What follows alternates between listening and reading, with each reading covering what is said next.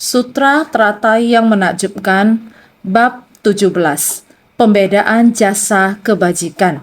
Sin Fasyang Sutra Teratai, episode 1582. Dapat menerapkan kesabaran dan berdiam pada tingkat keselarasan penuh kelembutan. Kesabaran kehidupan adalah dapat bersabar terhadap umpatan, pentungan, dan perlakuan buruk lainnya daripada para makhluk. Kesabaran Dharma atau Dharma Santi tidak terdelusi pada saat bersabar terhadap dingin, panas, angin, hujan, lapar, haus, tua atau sakit, serta petaka lainnya yang bukan akibat ulah manusia. Sekiranya dapat berdiam dengan tenang dan tak tergoyahkan dalam dua jenis dharma ini, dinamakan sebagai berdiam di dalam kesabaran. Harus bersungguh hati, kesabaran kehidupan atau sattva santi. Kesabaran kehidupan adalah dapat bersabar terhadap umpatan, pentungan, dan perlakuan buruk lainnya dari para makhluk. Kesabaran Dharma tidak terdelusi pada saat bersabar. Kesabaran diperlukan dalam kehidupan kita di dunia, setiap hari dan setiap saat. Pada saat kapankah kita tidak perlu bersabar?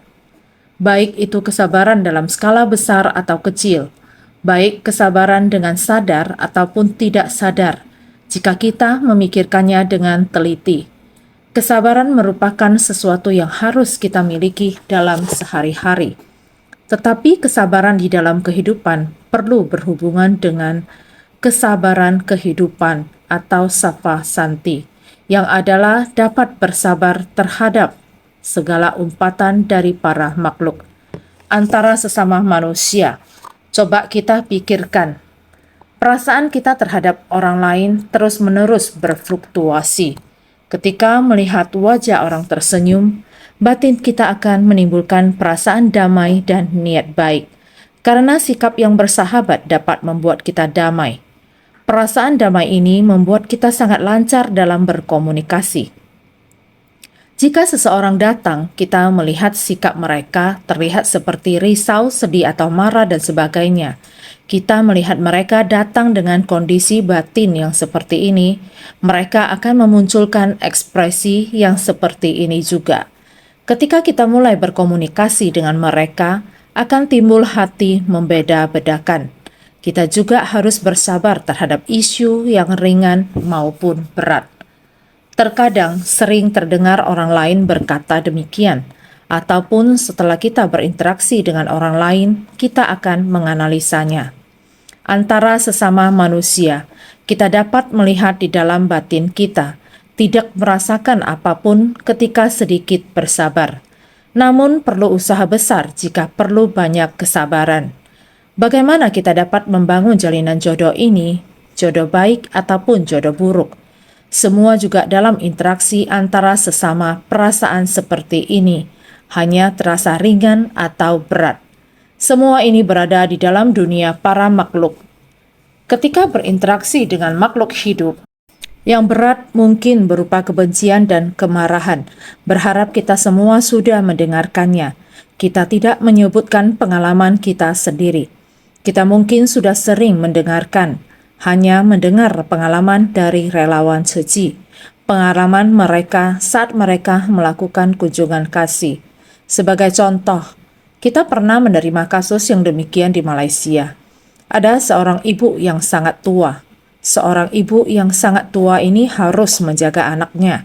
Anaknya sudah hampir 50 tahun dan ibunya berusia 70 atau 80 tahun. Keluarga mereka sangat miskin. Keluarga ini membutuhkan orang untuk membantu mereka. Ketika kita menerima kasus ini dan kita mengunjunginya, sampai di keluarga ini, ibunya melihat kita. Mengapa ada sekelompok orang bermartabat dan berpakaian rapi datang ke sini dan kelihatan sangat ramah, tetapi rumahnya sangat kotor. Dia berdiri di luar dan merasa malu. Komite kita berkata kepadanya, "Nenek, bolehkah mengizinkan kami masuk ke dalam untuk melihatnya?" Dia berkata, "Tidak boleh. Tiada ruang kosong untuk kalian duduk di dalam. Tidak apa-apa, kami bisa berdiri. Kami tidak perlu duduk. Maaf, ada bau sedikit di dalam. Mereka berkata kepada Nia, Nek, santai dan tidak perlu khawatir. Kami tidak takut. Mari masuk ke dalam. Dia berkata, jangan, maaf, di dalamnya saya malu dengan keadaan di dalamnya. Ada apa membuat nenek merasa malu? Tidak apa-apa, mari kita masuk. Ini bukan tuan rumah yang mengajak tamu masuk, tetapi tamu yang mengajak tuan rumah masuk. Mereka memapah nenek masuk ke dalam. Ternyata saat kaki mau melangkah ke dalam, ternyata di dalam sungguh tidak rapi dan sangat kotor.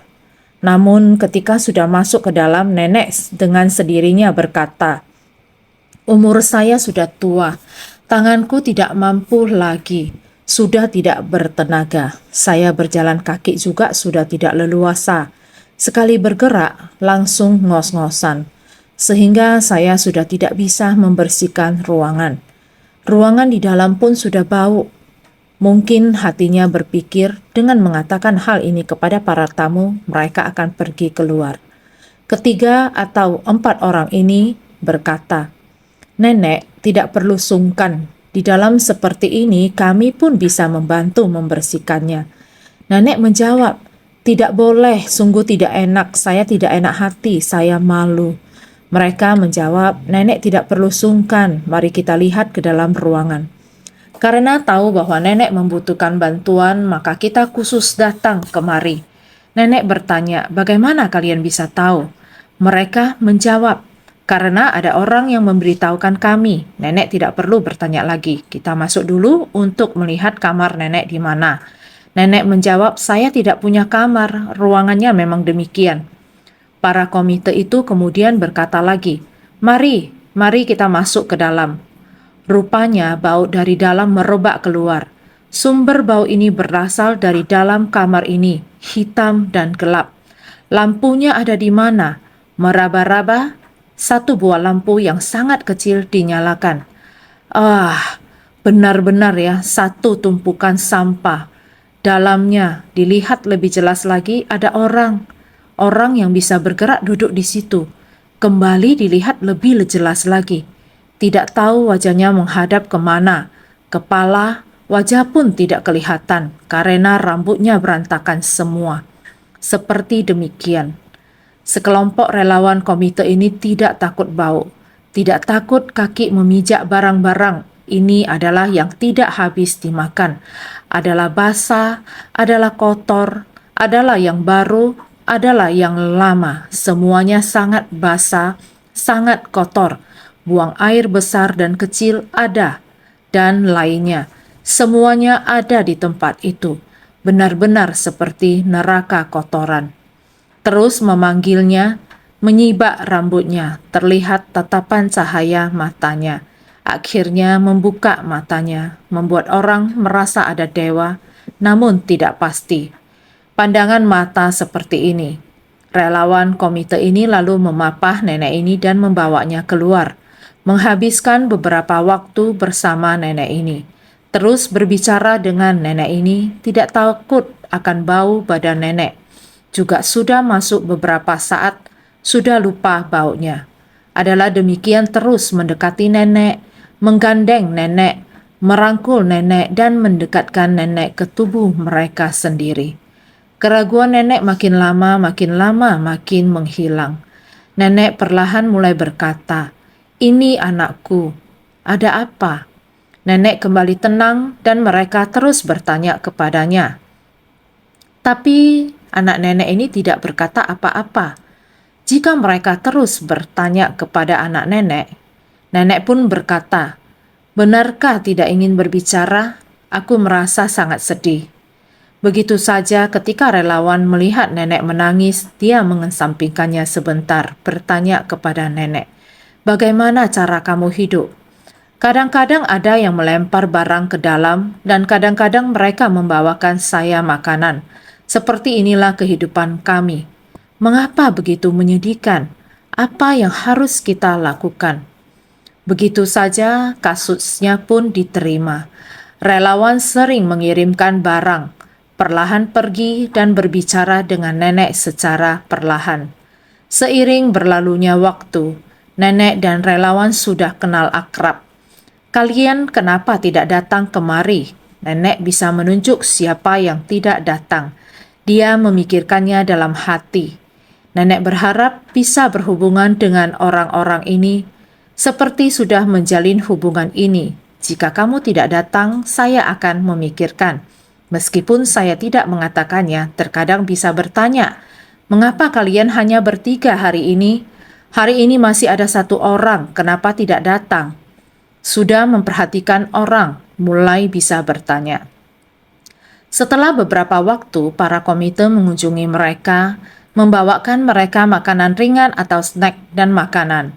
Mereka akhirnya berkata kepada nenek, "Nenek, sini. Ini ada beberapa pakaian untukmu. Ayo, biarkan kami membersihkan rumah untukmu." Mereka mulai membersihkan dari luar rumah sampai ada cukup ruang di dalamnya baginya untuk mengundang orang untuk duduk. Dalam hal apapun, banyak yang bisa dikatakan mengenai kasus ini. Mereka terus mengunjunginya selama lebih dari setahun. Lalu nenek jatuh sakit. Mereka membawa nenek itu ke rumah sakit. Kekuatan fisiknya memburuk dan dia akhirnya meninggal. Sebelum dia meninggal, kekhawatiran terbesarnya adalah putranya. Bagaimana putranya bisa bertahan? Sekelompok relawan itu terus pergi ke sana dan terus merawat putranya. Dengan kepergian ibunya, siapa yang merawatnya? Sebagai anggota komite, mereka tetap berinteraksi dengan putranya, terus membawakannya makanan. Mereka pun mulai membereskan tempat itu. Mereka membersihkannya sedikit demi sedikit. Lebih dari 1 tahun telah berlalu. Mulai dari luar, mereka telah membersihkan sampah. Hal ini terus berlanjut sampai pada akhirnya lingkungan sekitar kurang lebih menjadi lebih bersih. Para anggota komite pria itu benar-benar sangat berhati-hati. Mereka tidak pernah takut dengan bau busuk. Namun putra itu masih bau. Mereka akan membersihkan sekelilingnya, memberitahunya, "Meskipun ibumu telah meninggal, tidakkah kamu tahu sekarang bahwa kami dengan tulus mencintaimu? Kami tidak akan menelantarkanmu. Kami bagaikan saudara perempuan dan saudara laki-lakimu. Kami akan merawatmu. Ibumu telah meninggal. Namun yang paling ibumu khawatirkan adalah kamu yang seperti ini. Ibumu sangat mengkhawatirkanmu. Dia telah pergi sangat lama. Kamu harus benar-benar semangat. Saat ibumu masih hidup, kamu membuat dia sangat khawatir. Sekarang dia telah pergi. Dia mungkin akan sering kembali untuk melihatmu." Para komite melanjutkan, "Benar, kita bahkan bermimpi bahwa ibumu bertanya kepada kami, 'Apakah kamu masih pergi melihat dia?' Mereka berkata kepadanya, 'Kita adalah praktisi Buddhis, kita tidak akan pernah berbohong kepadamu. Ibumu sangat peduli terhadapmu. Kamu yakin? Kami yakin kamu pasti juga memimpikannya. Bukankah kamu masih merindukan ibumu?' Dia mengangkat kepalanya dan mengangguk perlahan. Komite pria ini dengan cepat mengatakan kepadanya, "Saudara, kami telah mengenalmu cukup lama. Kamu seharusnya tahu kami semua adalah orang baik. Untuk waktu yang cukup panjang, kamu tidak pernah melihat kami, tetapi kamu mendengarkan apa yang kita katakan kepadamu. Kamu harus percaya kepada kita." Kembali mengatakan kepadanya selama beberapa jam. Pada akhirnya memberitahukan kepadanya, "Kita semua perlu menetapkan hati, harus menyelesaikan tugas ini. Meminta bantuanmu agar tugas kita semua dapat diselesaikan, yaitu mengunduli kepalamu, akan memotong rambutmu, akan melihat jelas wajahmu, akan mengganti kehidupanmu dengan kehidupan baru. Ini adalah harapan kita semua. Selama ini kamu mengetahuinya, kami semua tulus terhadapmu." Memberitahunya dengan cara seperti itu. Akhirnya dia terdiam. Kita semua berkata, "Kamu tidak membantah. Besok kami pasti akan datang. Datang melakukannya, akan memotong rambutmu, digundul, rambutmu akan dibersihkan. Juga tidak ada reaksi. Semuanya sangat senang walaupun kamu tidak ada reaksi. Kami sudah mengatakan isi hati kami. Besok kami pasti akan datang. Semuanya sangat senang dan pulang, mempersiapkan peralatan yang dibutuhkan besok. Ember, tempat basuh muka, kain, dan lain-lain. Masih ada gunting. Guntingnya adalah gunting khusus. Ini sungguh-sungguh memerlukan banyak tenaga dan pikiran. Mereka benar-benar datang, membawa gunting yang seperti gunting pemotong kawat besi, karena rambutnya kaku dan keras. Rambut yang sudah diabaikan selama bertahun-tahun. Boleh dikatakan sudah puluhan tahun. Hanya karena mengalami masalah psikologis, mengalami rintangan secara finansial dan emosional, dia menutup dirinya sendiri. Dia menyerah terhadap dirinya sendiri sehingga menjalani kehidupan yang demikian. Seluruh rambutnya khusus. Rambutnya terasa seperti kawat besi sangat keras, sehingga mereka harus menemukan gunting yang bisa memotong kawat besi. Terlebih dahulu memotong rambutnya. Sungguh sangat keras dan kaku. Terkena semua noda kotor sekali, seperti mengangkat sebuah penutup besi. Demikian melepaskannya. Ini sangatlah kotor. Setelah itu mulai menggunakan air. Beberapa orang di sampingnya terus-menerus membersihkan dan menyapu. Memakan waktu 1 hari untuk membersihkan ruangan. Untuk membersihkan tubuh orang ini juga membutuhkan waktu 1 hari. Akhirnya penutup besi telah sepenuhnya dilepaskan. Mereka mengangkat tangannya dan memapanya, lalu membawanya ke kamar mandi, menggunakan banyak air untuk membilas dan menyikat, membersihkan dan memandikannya. Akhirnya selesai, dan berubah menjadi orang yang berbeda. Tubuhnya telah bersih. Saat ia masih muda, ia mungkin sangatlah tampan, karena dia merupakan sosok yang baik. Sekarang ia sangat kurus. Dengan mencukur jenggot dan rambutnya, ia benar-benar terlihat seperti orang yang berbeda. Satu-satunya yang terlihat salah adalah karena ia terlihat sangat kurus. Tangan dan kakinya sangat kaku. Dari saat itu, mereka terus-menerus berbicara kepadanya. Mereka pelan-pelan mulai menerima balasan darinya. Mereka mulai membawanya keluar rumah. Seorang dokter mulai mengatur pola makannya. Untungnya ia tidak memiliki penyakit. Ia tidak sakit. Ia hanya kaku karena duduk terus-menerus. Itu seperti tulangnya menjadi kaku. Setelah perawatan dan rehabilitas lebih lanjut, mengkonsumsi suplemen diet dan lainnya, ia mulai terlihat seperti orang normal. Saat mereka membersihkan dan menata rumahnya, mereka menemukan bahwa keramik lantai di rumahnya sangat cantik. Dan setelah mereka membersihkan semua dinding, terlihat bahwa rumah itu sangatlah cantik. Kasus yang saya ceritakan ini tentang apa yang terjadi 10 atau 20 tahun yang lalu. Pada awalnya, pada waktu itu kasus-kasus luar negeri juga pernah dibicarakan. Sekarang kembali teringat dengan kata sabar ini. Bodhisattva harus melatih kesabaran. Sejauh mana kesabaran itu harus dilatih?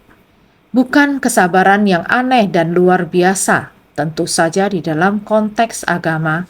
Kesabaran hingga seseorang, Raja Kali atau Kalingga, dipotong sedikit demi sedikit. Sepotong demi sepotong dagingnya dipotong, tulangnya dikikis. Ini terlalu luar biasa. Berbicara tentang anggota komite, kesabaran yang berat. Apakah ini kesabaran yang berat? Kesabaran yang panjang selama 1 atau 2 tahun dari zaman ibu hingga menemani seluruh lingkungan sampai selesai. Hampir 2 tahun. Perasaan itu selama lebih dari 1 tahun tidak bisa berinteraksi dengan orang ini. Hampir lebih dari 1 tahun sampai setelah ibunya meninggal, perlahan-lahan mulai mendekat. Perlahan-lahan, begitu sampai lapisan pelindung besi terangkat. Seluruh rambutnya terangkat atau dirapikan, tubuhnya dibersihkan. Para relawan suci menggunakan perasaan, menggunakan cinta untuk menyentuh hatinya, sampai bisa berinteraksi dengan mereka. Perlahan-lahan mendengar bahwa dia bisa bekerja paruh waktu, juga menjadi relawan. Pada waktu itu dia sudah mulai melakukan kegiatan pelestarian lingkungan. Dia juga mulai mengerti pentingnya melakukan pelestarian lingkungan. Jadi merasa sudah stabil, sehingga perlahan-lahan terlupakan.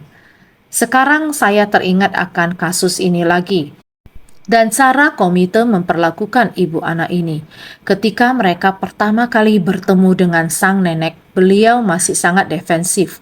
Mereka terus menggunakan perhatian untuk berinteraksi dengannya, hingga titik di mana sang nenek bisa tahu siapa yang tidak datang dan kurang berapa orang. Apa yang terjadi pada mereka? Sang nenek mulai memberikan perhatian pada orang lain. Mereka terus mengunjungi sang nenek hingga beliau bisa menerima dan semakin bergantung pada mereka. Mereka melihat kesehatan sang nenek yang terus memburuk hari demi hari, sampai mereka harus membawanya ke rumah sakit dan akhirnya mengurusi pemakamannya. Bayangkan berapa panjang proses ini.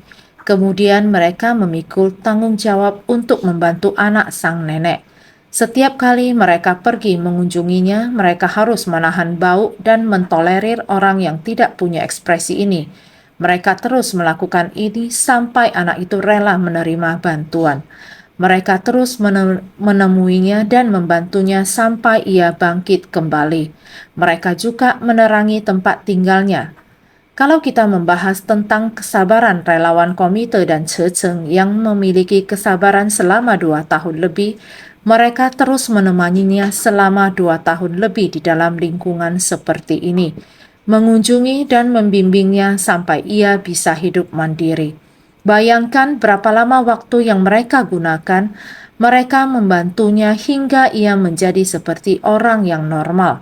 Kesimpulannya, seperti inilah bagaimana bodhisattva bertahan dengan sikap para makhluk dan bagaimana mereka terus bersumbangsi untuk waktu yang lama, menahan bau, panas, dan kotor sampai berhasil membimbingnya. Ini sungguh tidak mudah. Ini lebih sabar dibandingkan diumpat orang lain.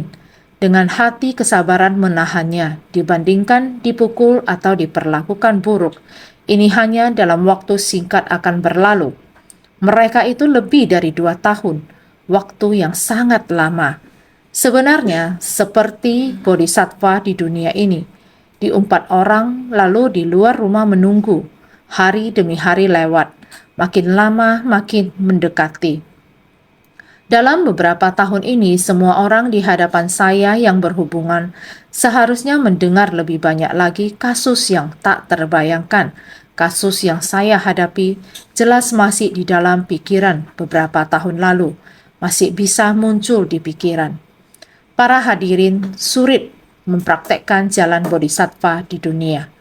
Jalan bodhisattva yang sulit ini dapat menahan kesabaran begitu lama. Ini sungguh tidak mudah. Dipukul dan diperlakukan buruk termasuk apa? Ini juga ada. Tidak perlu membahas sampai luar negeri. Di dalam negeri juga tidak sedikit. Luar negeri juga tidak sedikit. Oleh karena itu harus ada kesabaran kehidupan dan kesabaran dharma. Kesabaran dharma ini terjadi di dalam kehidupan. Kondisi yang terjadi di alam. Kalau kesabaran kehidupan ini terjadi di dalam hubungan antar sesama. Tidak mudah untuk melatih diri, tidak hanya saat berinteraksi atau berhubungan dengan antar sesama, juga harus menghadapi kondisi alam. Inilah kesabaran dharma. Bahkan tidak bisa menghindari tua, sakit, dan mati. Kesemua ketidakkekalan ini harus digunakan untuk bermawas diri. Semuanya digunakan sebagai arah tujuan melatih diri. Bukankah bab sebelumnya sudah dibahas tentang 4 persembahan? 4 persembahan bukan hanya tentang makanan, minuman, dan lain-lain, tetapi juga mengajarkan kepada kita bagaimana masuk ke tengah atau kerumunan orang banyak, dan juga mengajarkan kepada kita bagaimana cara berjalan di jalan bodhisattva. dan terhadap diri sendiri harus bagaimana melatih diri. Semua ini dari Dharma yang dangkal sampai yang dalam, pelan-pelan terus masuk ke dalam batin kita. Masuk ke dalam batin sampai kita menjadi berubah, bersumbangsi di dunia, berubah menjadi pelatihan prinsip kebenaran di dalam dirinya. Dharma memang demikian. Kesabaran juga demikian. Seorang komite yang bisa sedemikian tulus bersumbangsi kepada orang-orang yang bukan saudara ataupun temannya, dapat bersabar dalam jangka waktu yang lama, begitu busuk, begitu kotor. Di dunia ini disebut kesabaran kehidupan atau sattva santi. Ini juga sama artinya mempunyai dharma. Jika batin tidak ada dharma, dia dan saya mempunyai hubungan apa? Tidak ada hubungan. Namun karena adanya prinsip kebenaran ini, mengajarkan saya harus seperti ini. Inilah yang disebut dengan bodhisattva. Bodhisattva demi memberikan manfaat bagi semua makhluk.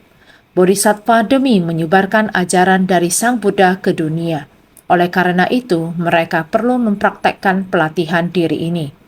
Ini juga merupakan bagian dari pelatihan diri, sehingga kesabaran Dharma atau Dharma Santi tidak terdelusi pada saat bersabar. Perasaan yang muncul di bagian luar, pengalaman akan perasaan yang muncul di luar tubuh ini termasuk apa? Inilah yang disebut dengan kesadaran Dharma. Bahkan menua, sakit, dan petaka lainnya yang bukan akibat ulah manusia. Ini bukanlah yang diciptakan oleh manusia. Ini tidak membutuhkan kesabaran, seperti angin, dingin, panas, dan lain-lain. Ini adalah merupakan kondisi dari cuaca dan seterusnya. Kondisi lingkungan yang kurang, tentu kita semuanya memiliki pengalaman merasakannya. Lingkungan seperti ini tentu kita akan mampu sabar untuk menghadapinya. Di lingkungan tersebut dengan sabar dan terus bersumbangsi, menjadi tua, sakit, dan lain-lain. Semua fenomena ini bukan karena ulah manusia. Ini adalah hukum alam. Ini yang disebut dengan kesadaran Dharma atau Dharma Santi. Walaupun berada di dalam tubuh, di luar tubuh, hukum alam ini semua kejadian yang diciptakan oleh manusia, di dalam maupun di luar, kesabaran kehidupan, kesabaran Dharma. Kita perlu melatih diri, perlu untuk lebih memahami, perlu benar-benar bersungguh hati. Selanjutnya, naskah sutra sebelumnya. Berdana seperti demikian, segala jenis yang semuanya halus dan menakjubkan. Selama seluruh kalpa ini, orang ini melimpahkan jasa pahalanya kepada jalan kebudahan. Selanjutnya, menegakkan sila, larangan murni dan tanpa celah. Di dalam mencari jalan tiada tara, orang ini dipuji oleh para Buddha. Sutra Telatai bab 17, pembedaan jasa kebajikan. Naskah sutra sebelumnya sudah kita bahas. Selanjutnya naskah sutra berikutnya mengatakan, seandainya orang ini mempraktekkan kesabaran, berdiam pada tingkat keselarasan penuh kelembutan, sekalipun segala kejahatan datang padanya, batinnya tetap tak tergoyahkan. Ketika orang-orang yang memperoleh dharma tetapi menyimpan keangkuhan berlebihan, mencemooh dan mengganggu, tetap dapat bersabar terhadapnya. Sutra Teratai bab 17, pembedaan jasa kebajikan. Seandainya orang ini mempraktekkan kesabaran, berdiam pada tingkat keselarasan penuh kelembutan. Dengan demikian, maka akan sangat mudah yang sebelumnya sudah dapat dipahami. Bagaimana dengan selanjutnya? Santi Paramita. Sebelumnya juga sudah dibahas tentang berdana, menegakkan sila. Kesabaran, sekarang ini adalah kesabaran. Santi Paramita. Jika kita menggunakan kesabaran untuk menyelamatkan menuju pantai seberang, dapat mempraktekkan kesabaran, berdiam pada tingkat keselarasan penuh kelembutan. Seandainya orang ini mempraktekkan kesabaran, berdiam pada tingkat keselarasan penuh kelembutan, Dengan Santi Paramita dapat mempraktekkan kesabaran dan berdiam pada tingkat keselarasan penuh kelembutan. Kita sudah pernah bahas antara kerjasama dengan praktek melatih diri secara pribadi. Pikiran kita harus selaras. Semua orang seharusnya mengingatnya. Ini adalah kesabaran kehidupan atau Sattva Santi dan kesabaran Dharma atau Dharma Santi. Yang dianalisa untuk kita ada dua jenis. Kesabaran kehidupan. Di kesabaran kehidupan ada dua jenis. Pertama, ketika menerima persembahan penuh hormat dari orang, dapat bersabar dan tidak ada kemelekatan. Kedua, ketika menerima umpatan, pentungan, atau dicelakai orang, dapat bersabar dan tidak muncul perasaan marah atau benci. Di dalam kesabaran kehidupan atau Sattva Santi, yang pertama adalah antar manusia. Sekiranya kita mendapatkan sedikit saja keberhasilan yang membuat orang memberi persembahan kepada kita, apakah kita akan menjadi sombong, merasa hebat dan angkuh? Ini perlu diperhatikan. Hati kita sendiri perlu kita jaga dengan baik. Yang kedua adalah sekiranya ada orang yang tidak puas dengan kita, kebencian. Kita membuatnya tidak puas, dia memarahi kita, mengeluarkan kebencian dan amarah, umpatan dan memukul kita. Segala kerugian diberikan kepada tubuh kita. Sekiranya demikian, kita juga harus bersabar. Kita juga tidak boleh emosi. Apakah kita memiliki ilmu seperti ini? Inilah dinamakan melatih diri. Niat pikiran harus adanya keselarasan penuh kelembutan. Selanjutnya adalah kesabaran Dharma atau Dharma Santi. Kesabaran Dharma atau Dharma Santi itu sendiri juga ada dua jenis. Kesabaran Dharma atau Dharma Santi ada dua jenis. Pertama, terhadap hal yang bukan fenomena di dalam batin seperti dingin, panas, angin, hujan, lapar, haus, tua, dan sakit dan lainnya, dapat bersabar dan tidak muncul perasaan jengkel ataupun dendam. Dua, terhadap fenomena di dalam batin seperti amarah, kebencian, kekhawatiran, kesedihan, dan kerisauan lainnya dapat bersabar dan tidak muncul perasaan muak atau ingin menjauhi. Kesabaran Dharma atau Dharma Santi terhadap hal yang bukan fenomena di dalam batin seperti dingin, panas, angin, hujan, lapar, haus, tua, atau sakit dan lainnya dapat bersabar dan tidak muncul perasaan jengkel ataupun dendam. Bukankah kita seperti ini ketika berbicara tentang cuaca dan bahkan tubuh kita sendiri? Berbicara mengenai cuaca ketika alam semesta besar dan 4 unsur utama tidak selaras, atau ketika kita berada di tempat yang sangat panas. Dengan lingkungan yang demikian, saya di tempat ini masih harus menulis laporan, masih harus menulis transkrip, dan melakukan hal-hal lain di sini. Walaupun terasa pengap dan sulit, dengan cuaca yang panas ini, saya seharusnya pergi berlibur. Semua orang sedang berlibur dan pergi jalan-jalan atau berwisata. Mengapa aku harus terjebak di sini? Pernahkah ada keluhan seperti ini? Jika tidak, itu berarti kita bahagia dan bersabar. Dan itu berarti kita dapat melakukannya. Ketika alam semesta besar dan 4 unsur utama tidak selaras, kita dapat bersabar. Itu berarti kita memiliki kesabaran Dharma atau Dharma Santi. Selanjutnya, ketika tubuh sakit. Ada orang ketika sakit dalam waktu yang lama menjadi mudah marah. Sakit adalah masalah kita sendiri. Bagaimana mungkin kita menyalahkan orang lain? Terkadang kita juga masih bisa mengeluh. Haiya, saya sakit, saya kesakitan, kalian tidak mengerti. Rasa sakit itu ada pada tubuh kita. Penyakit itu ada pada tubuh kita. Mungkin ada beberapa orang yang mencoba menghibur kita dengan lembut. Bagaimana mereka bisa mengetahui rasa sakit yang disebabkan oleh penyakit ini, atau tingkat kesakitannya atau keparahannya? Mereka sama sekali tidak mengerti. Setiap orang merasakan sakitnya sendiri dan setiap orang menanggungnya sendiri. Jika kita tidak bisa bersabar atau tidak mampu bertahan, maka kita akan marah atau kehilangan kesabaran. Bagaimanapun juga kita harus bersabar dengan penyakit ini. Kita harus bergembira atas penyakit kita. Apalagi yang bisa kita lakukan?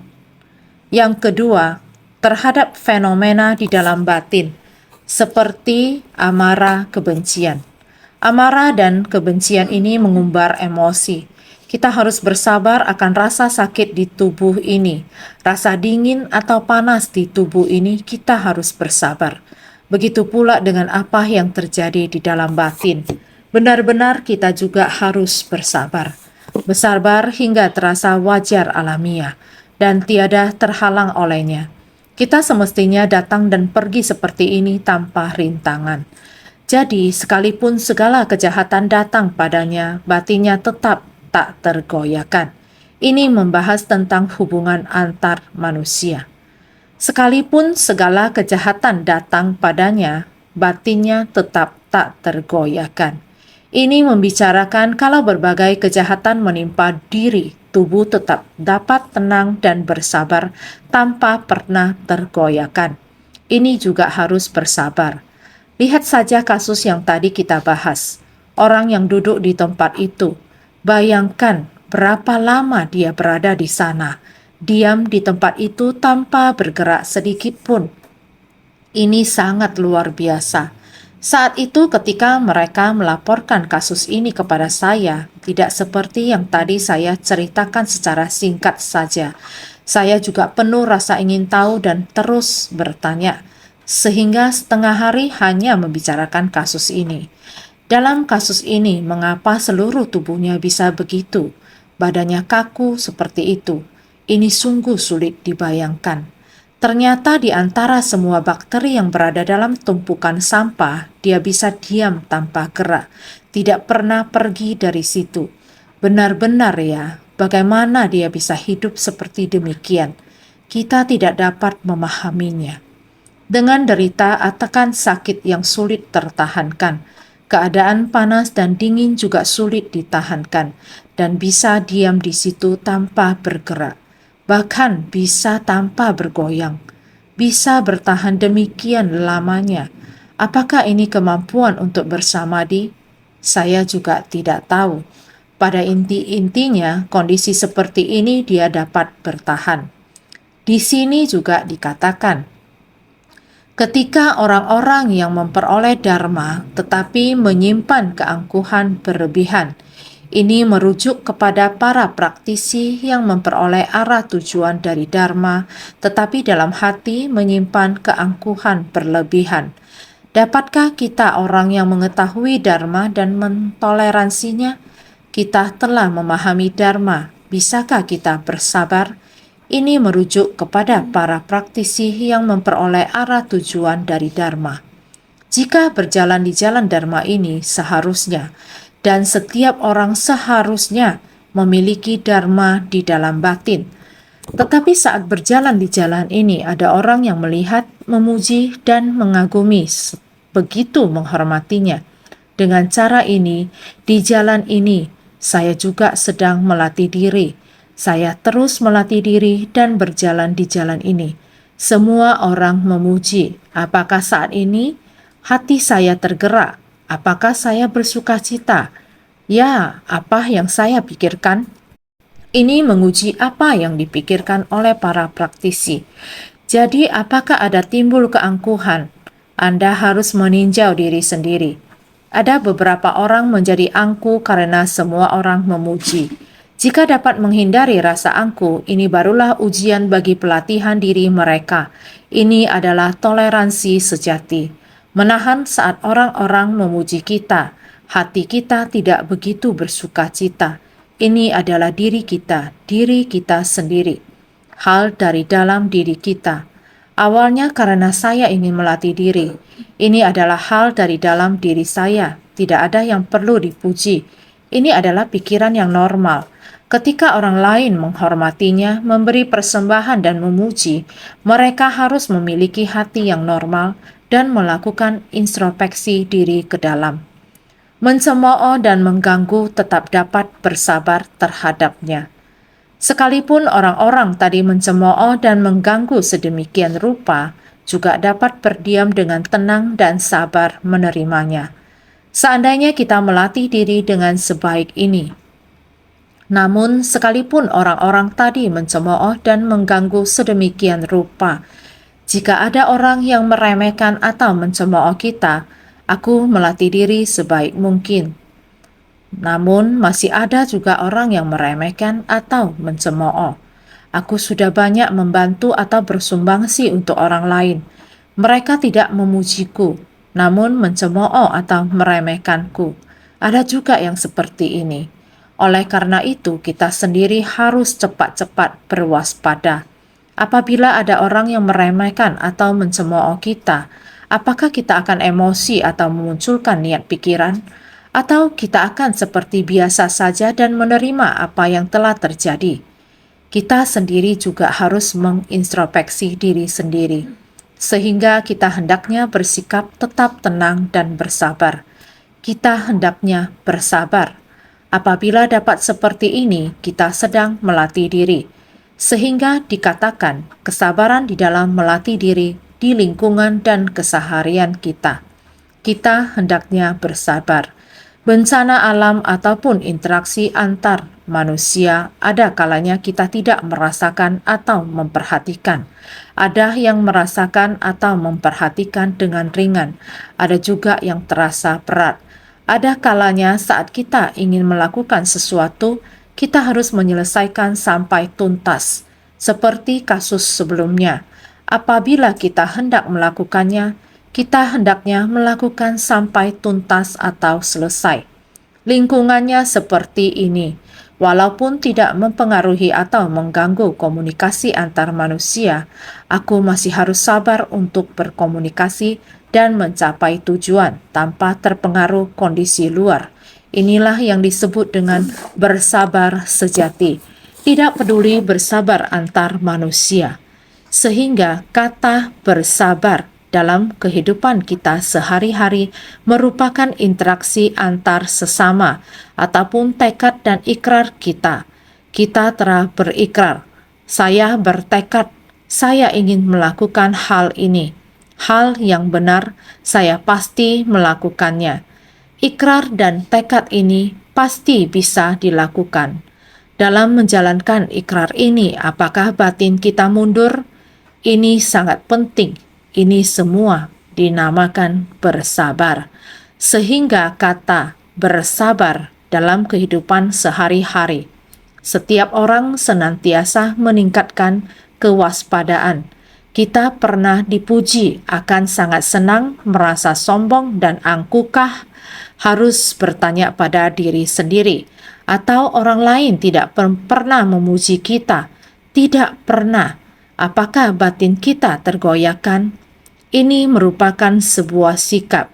Semoga semua orang dalam kehidupan sehari-hari, manusia, hal, benda, harus senantiasa lebih bersungguh hati. Cảm ơn